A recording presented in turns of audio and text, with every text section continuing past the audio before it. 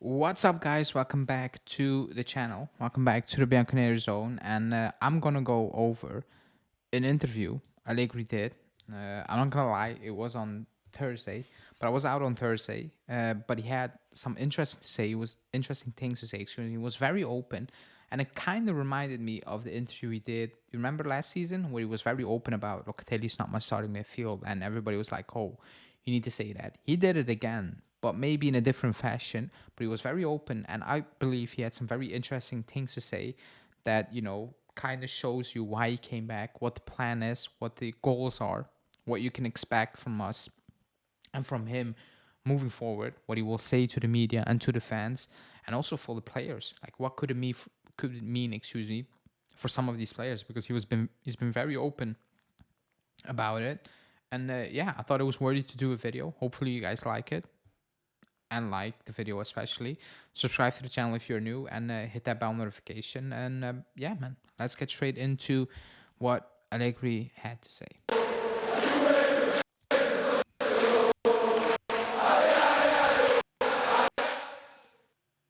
Okay, so he did an interview with Dazan, and he did it uh, way before, the game against Empoli, like a couple of days, excuse me, Bologna. So you need to keep that in mind because that's kind of important as well, in my opinion. So keep that in mind while I'm going over the transfer news. The transfer news, Jesus Christ, what he had to say. It starts off with why he came back to Juve, and I think everybody questioned that at the time. Oh, you're bringing back a player you shouldn't be bringing back, basically, or you should not bring these type of players back. It's pointless to bring ex players back, ex club, coaches back. Like, it's not what you should be doing. Like, all these things we discussed in the past. But he was very open, and he said, "Did I have other offers?" And he was not talking about this season or this summer. He was talking about before he joined us, returned. He said, "I had, but I came back because it was a challenge. I had left a team that made the history at Juve in 5 years. You would rightly tell me that it was not realistic, basically, to think that we could immediately return to winning. I came back with a very specific plan, which is why I signed a 4-year contract with Agnelli. That's important. It's true that in these 2 years, Juve hasn't won anything, but in the first year, I thought it would be easier. Perhaps that was a mistake." Well, it was a mistake. It was obvious a mistake because we were coming off a bad season as well under Pirlo. Yes, we won the Coppa Italia. Don't care about the Supercoppa. We won it, but it was a poor season. We got into the top four because Napoli somehow lost against Verona at home. You keep that in mind. You need to keep that in mind. So it wasn't easy to just get back to winning, but the feeling was, and the expectations, because of the coach you are, is that you should get us back closer to winning again. And that never happened. That was the real issue. What happened in those 5 years before you left, that is irrelevant to this point. It's not going to help you, and it got you some credit in the bank. But when things got worse and worse and worse and worse, that credit just completely disappears. We need to be honest with that. And it kind of disappeared with a lot of fans, me included, especially last season. Not after the first season, I was like, okay, cool down, I guess. We go again. But last season was kind of telling, and even the start of this season is kind of telling as well. But the interesting thing is what he said from this quote. He said, "I signed a 4-year contract with Agnelli." And he didn't say that because it's just natural with Agnelli. You don't say that. You say, "I signed a 4-year contract, period," or with Juve. The fact that he said with Agnelli is telling to me because he signed that deal with Agnelli. Coaches weren't getting 4-year deals with us. Like, that's very rare. And he got that from Agnelli. That's why Manna is not happy with it. And he made it very clear, excuse me, and not Manna, Calvo, excuse me. And nobody's left at the club from the Agnelli era. It's all new people, and he knows that nobody's gonna save him now. With 1 year left after the season, it could be done really quickly. It could, and I thought that was significant that he mentioned actually Agnelli and not assign a 4-year deal with the club. Now the plan is the plan, and the plan is this one basically. I'll read it out. He said, since our return until now, only 10 players remain. 3 of them who are goalkeepers and 7 are field players. The work done in these 2 years based on the direction and objectives of the club has been good. The goal was to renew the team, and after an important journey in the youth sector, some players from the next gen have joined. This year we have seen 7 within the first team. There has been a significant reduction in the wage bill and increase in the asset value of the players. In the coming years, Juve holds its destiny in its hands. Now, I agree with that we hold our destiny in our hands if, and it's a big if, these young players are being developed in the right way and they actually hit. It's not that they can have potential, but if it stays with potential, it's not going to help us. Players like Miretti, Fagioli now, of course, Junior, Hoysen, Yildiz, they need to be into the team, obviously, but they need to make a difference on a weekly basis. Then you can say, yes, we hold the cards. And yes, we made a good decision here. Being in the team, being subs, or actually not having an impact, that's not the same thing. Like, there's a big difference, and it's not easy to make it work, because not all of them are going to make it, because Sule is already gone, and it needs to be something crazy that we can be sitting here in 3 year times and be like, oh my God, Hoysen, Miretti, Fagioli in midfield, Ealing on the left, Yildiz, whatever he's going to play at this moment in time, they're all playing in that starting lineup, and they're all making difference on a weekly basis. Then you can say, wow, that's amazing. But a club as Juve also needs to think about winning on the short-term future as well. So there needs to be a healthy balance, because I think we can all say probably not all of these youngsters are going to be first-team starters and making an impact. And I don't care who that's going to be.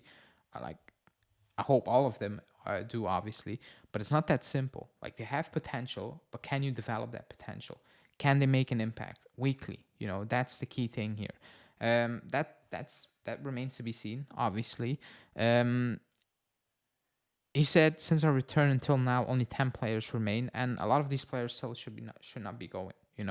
I think he includes Danilo, Sandro, De Sciglio, like players that shouldn't be at the club, in my opinion, but they are. So that's also a pain point. Like, he presents as like, okay, it's a complete new squad, and I'm like, fair, but some of these players shouldn't be here as well. So work is not done yet. But I think the direction of the club is clear. Develop these youngsters, build up lower the wage bill, create assets. If they want to leave, you get the money back, big money. That's if you can sell, and that's also a thing we are terrible at as a club. But just in general, that's the idea of the club. But that will also mean you're probably not going to win and dominate very soon unless everything clicks. But other teams in the league are just further ahead. Milan, Inter, Napoli, they are, period. They're not 15 points further ahead, but they are further ahead. That's the reality. And you need to have the type of season Milan had when he won the Scudetto, where they were not a good team, like quality-wise, but they got it done. Playing a game a week, the other clubs kind of messing about, and they won the league, basically. That kind of needs to happen. That's the only kind of hope-ish you have this season. But the direction is okay. It's just we have very little money because of the things club did behind closed doors. And it's good to have these youngsters, but there needs to be a plan. There needs to be a type of style of football.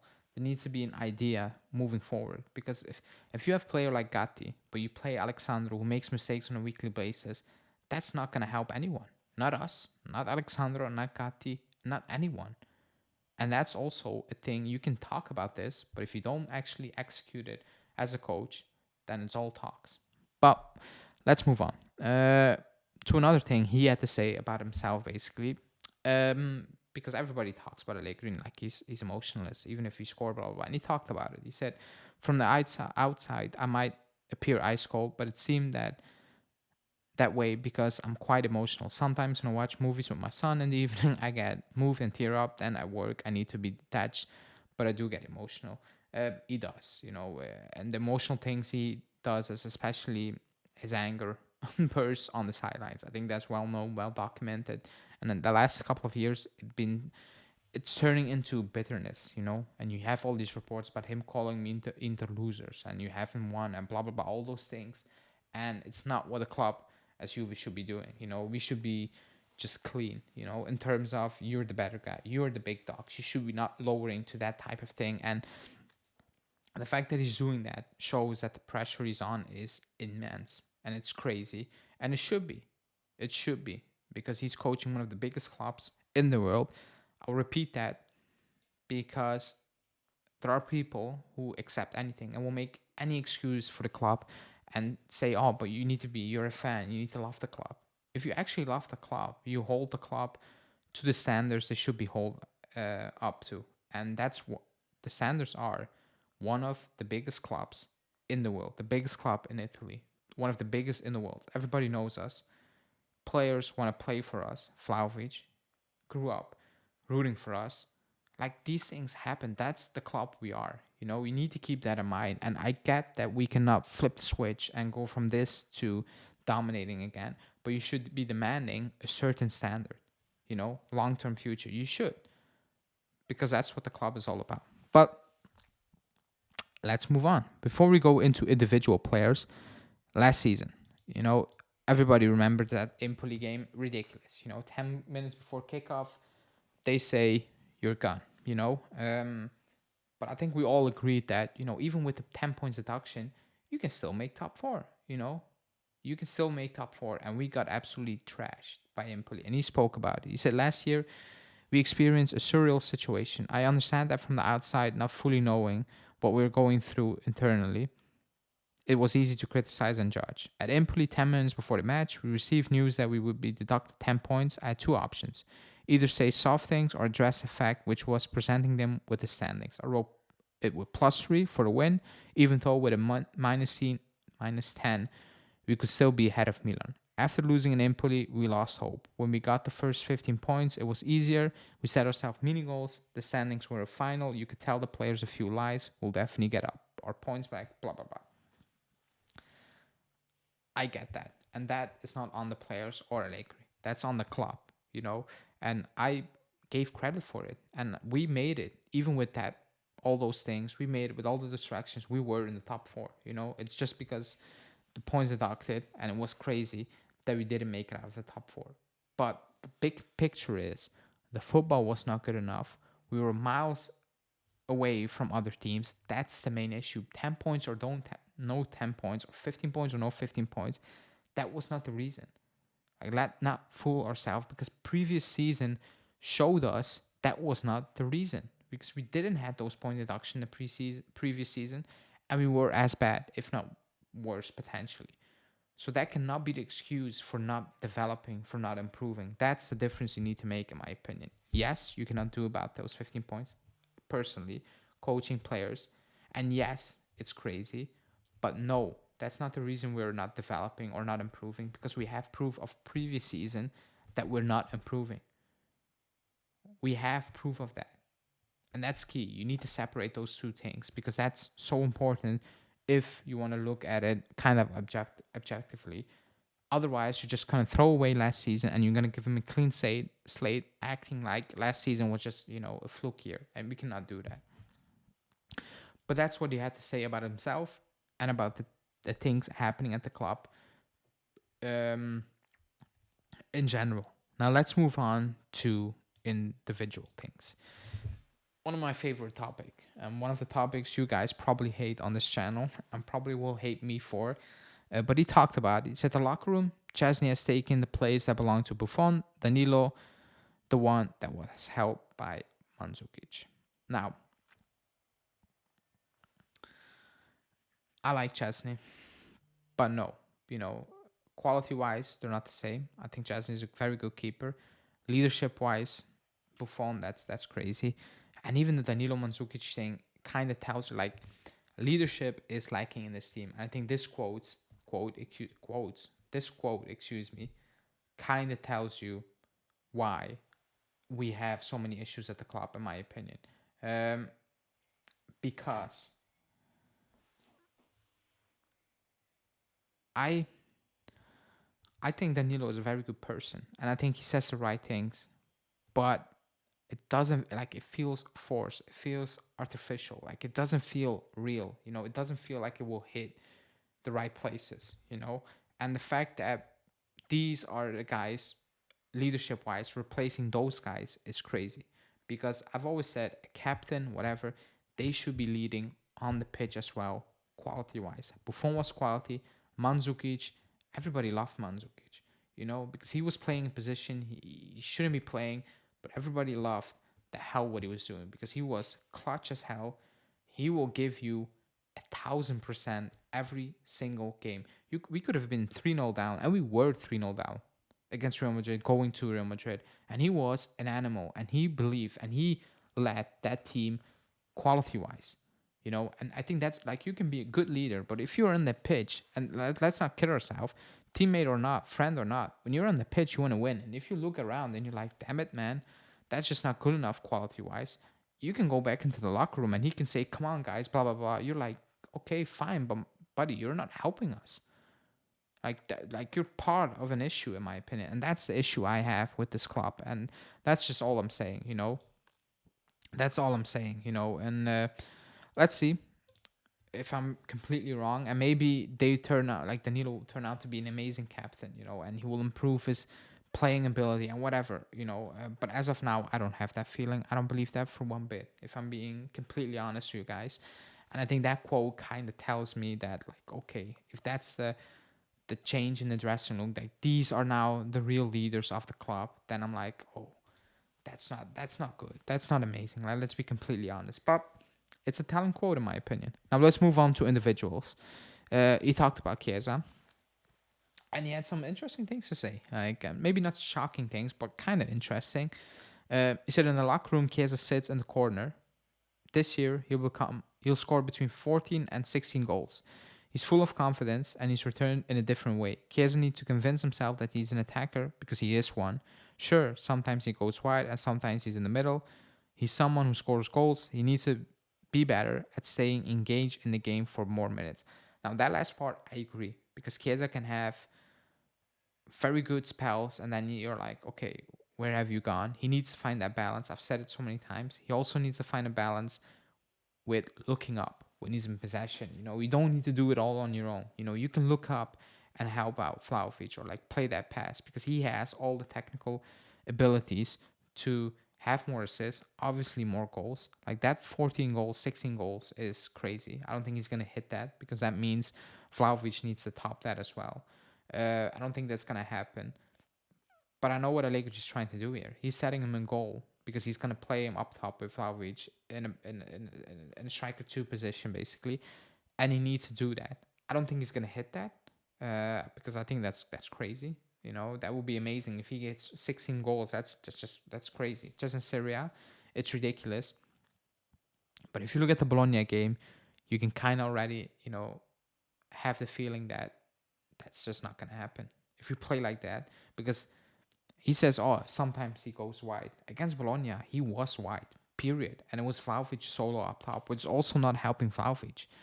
So you can demand 16 goals, but that's not realistic because he is glued to the left-hand side, You can say, oh, he needs to convince himself. Fine. But we've seen it first 2 games. He's not playing centrally. So he's not going to hit those goals, And it's up to Allegri if he wants Chiesa to convert in that type of player, to convince him, to motivate him, and to make it work. Because I think that's a big ask, 16 goals. But I think we knew that that's what Allegri wants. I want to see him on the wing. I want to see him on the left. I don't want to see 3-5-2.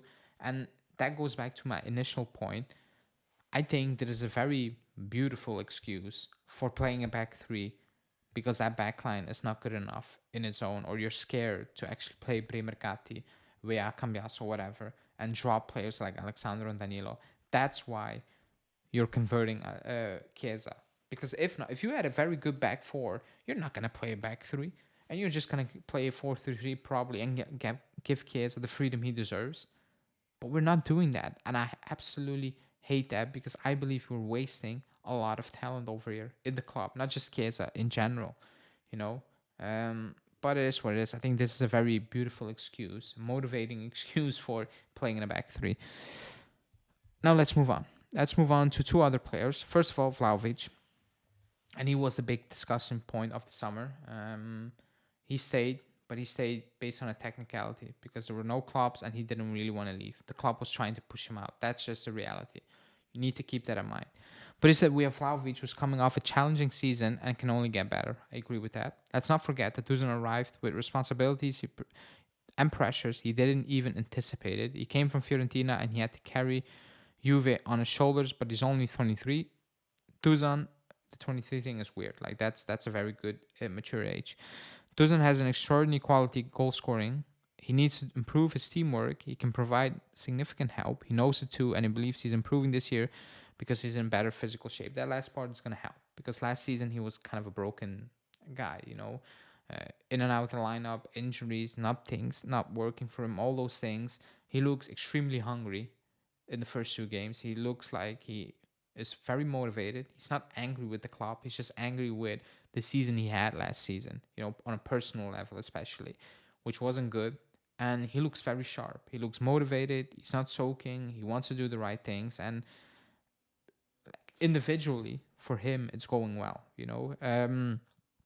and again, like the Lukaku links, I don't know, did it motivate him? It didn't motivate the fans. that's for certain. It could have motivated him, but it doesn't feel like he holds a grudge against the club. It doesn't feel like that. I think he feels like, I know what it is. It's a business, but I'm here and I need to do my job because he's a player who, some might not believe it, but like he supported the club. Like actually playing for this club is a dream for him, and it might sound weird because he's not Italian whatsoever, but that's his dream. And you can feel that if things are not going well for the club, he is very depressing. You just can read his facial expression, and it's good that the way he started the season, because that's a Vlahovic we need. That's a Chiesa type of Chiesa we need as well. You need to be hungry. You need to have the anger to do better what you did last season, because last season wasn't good. And let's see how that will go now. But as of now, off to a good start. And I believe he should be hitting close to 20 goals. That should be the goal. And that doesn't only depend on him, but like generally, that should be the expectations for him and for the club going into the season. But he is here on a technicality. I'm happy he is here. I believe in him, and let's hope he does well. He's off to a good start. And to wrap it up, he talked about his son, and that's Rabiot, not his actual son. And he talked about texting him before he signed a new deal and blah, blah, blah, and all those things. But the main quote was, he said he's an extraordinary player. He has a different engine than the others. He has learned to score goals, believe in himself. This year he can do better, not just in terms of goals, but in terms of performances. He already gives me great satisfaction just from the way he runs. He loves Rabiot, and Rabiot will play every single week if he's fit, period. It's as simple as that. I just question the type of deal we did. 1 year, what's the long-term future when potentially you could have got Fratesi or Savic? That was the idea. That was the rumor. And you would have had him for a couple of years. What about Rabiot in the summer, basically? That's the big question mark. I don't have... You know what it is, Rabiot? I don't think he's crap. Like, I don't think it's like, oh my God, what am I watching? Like an Alexandro. I think the issue what people have with Rabiot, and maybe it's not going... Like, it's not helping his case. He's not flashy. Like, he's not... You're not gonna watch a game. You're like, oh my God, there's Rabiot. If you know what I mean. Like it's not that type of player. He will get the goals. My issue with Rabiot is that he can drift out of games completely. He kind of slows down play at times. And on that left hand side, if you look at preseason with Miretti and against Udinese, that's not gonna work with Rabiot. Excuse me. But man, he loves Rabiot. And he's going to play Rabiot every single week. I think he cried when he got the news that Rabiot was going to sign that 1 year deal. I actually believe he cried. But that's that. He loves him and he's going to play him. He's going to play him week in, week out. I'm not sure what that means for Miretti, for Fagioli once Pogba gets more game time. But that's the reality. It's all in. Oh, that would sound weird. Never mind. Scrap that. He's all about Rabiot. Let's put it that way. But yeah, that's the main things he had to say in the interview. I think interesting things, a bit more composed compared to last season interview, which was also with the Zom, because I was mad. a lot of pressure on him. It's not because he gave that interview and explanations that there's no pressure, big time pressure to do much better, because that's his expectation of a big club. That's his own expectations. Keep that in mind. But I thought it was an interesting interview. I thought it was worthy of doing a video. Hopefully you guys liked it. Let me know in the comments who you made of it and what you made of my comments. Like this video, do that, subscribe, and join us for further videos in the coming days, weeks, months, years. Thanks for watching. See you guys on Sunday. Ciao.